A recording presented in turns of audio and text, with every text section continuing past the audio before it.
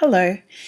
Today I'm going to cover the topic of response, and more specifically, it's how to respond when either you're not sure what someone's actually asking of you, or you have a tendency yourself to over-respond.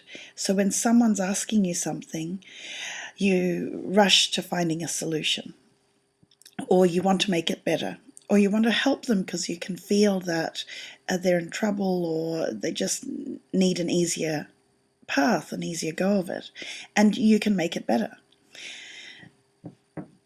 So the thing is, often when we provide a very quick response to people, there's two things. One is it often comes from the kindness of your heart.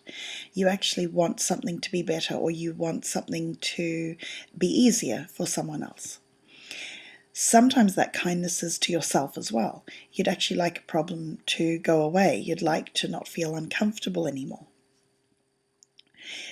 In addition, we sometimes respond quickly when we simply hear something can be sorted out and we've got the answer, so why don't we do it?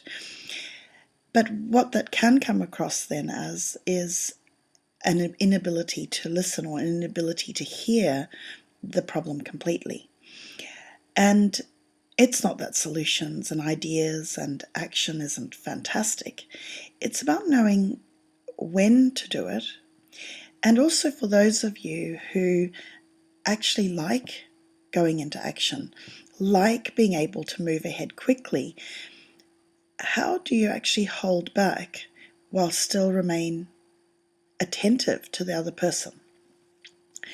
Now, in a family setting, it might be different to a work setting, but what I found with this approach and this way of thinking or looking at issues as they arise is that it can apply anywhere.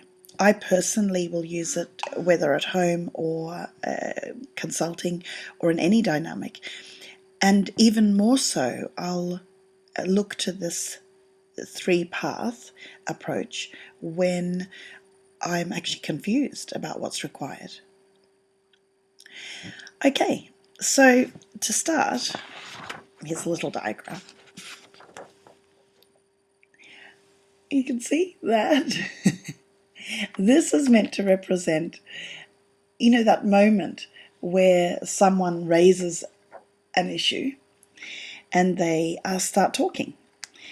And they might be exclaiming, they might be sharing something that's happened, there might be a question as well, like, I don't know what to do.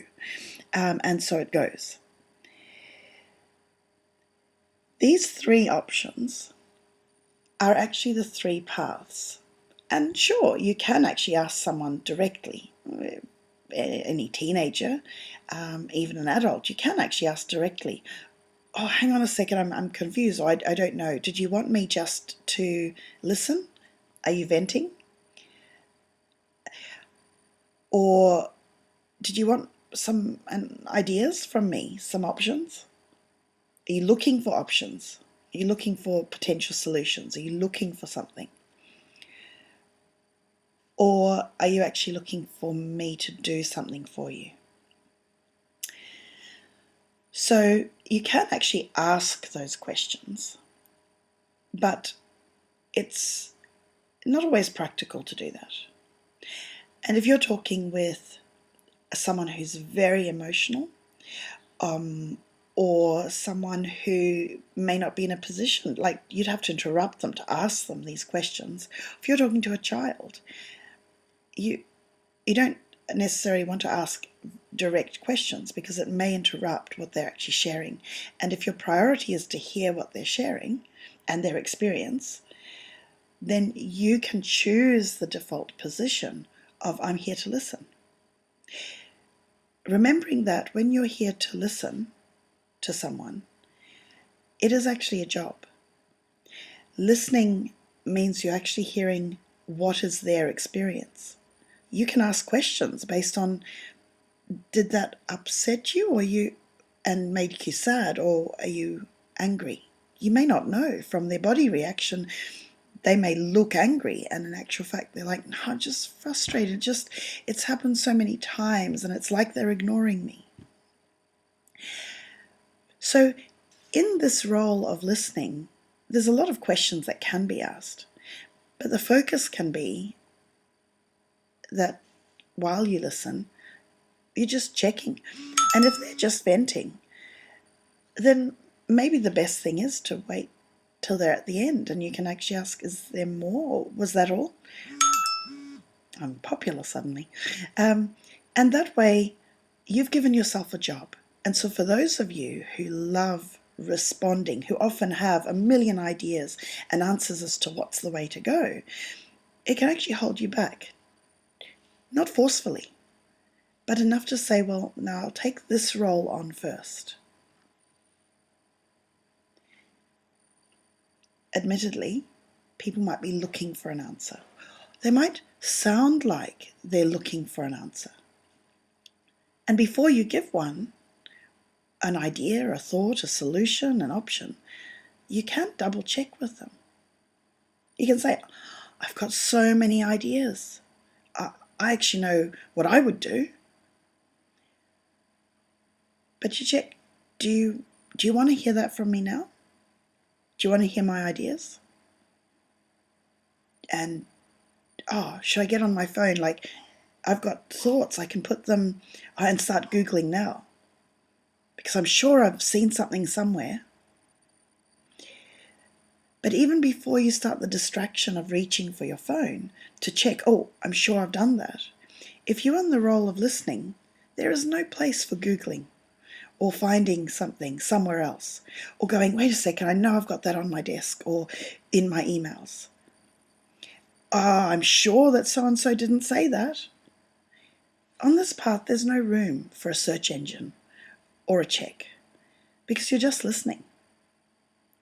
And that is a very valuable job.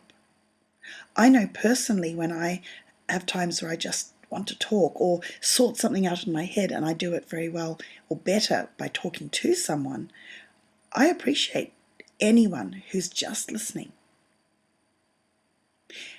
Equally, I appreciate when they'll check, do you want some answers? I've got an idea. Because in that moment I may say, can you hold that thought? I'm just still sorting something out. I actually need this. Depending on the relationship and who you're talking to, though, it may feel like there's a lot of pressure or move towards action. It may not be direct. It might be implied. It might be that you just feel that they want you to do something. And at any point, if you feel that pressure's there, this is an easy question to ask. Were you wanting me to drive you tomorrow morning? Or did you want me to follow up with Joe and check where they stand on that? You can ask directly whether or not someone wants action from you.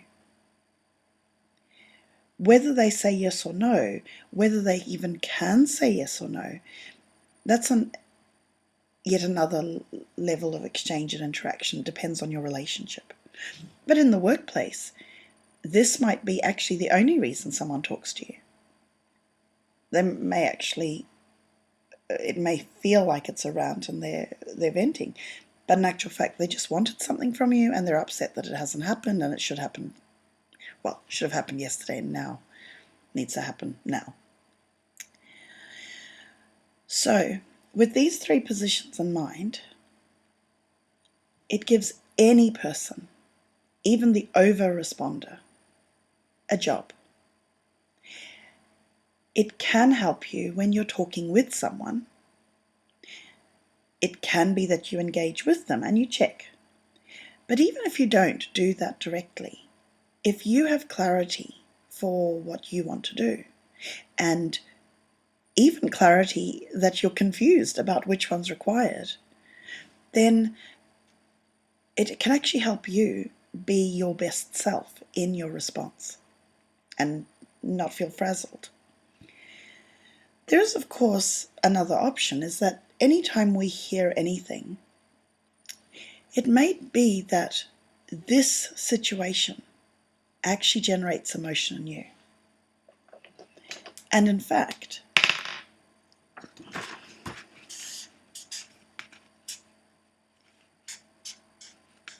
it actually stops you in your track.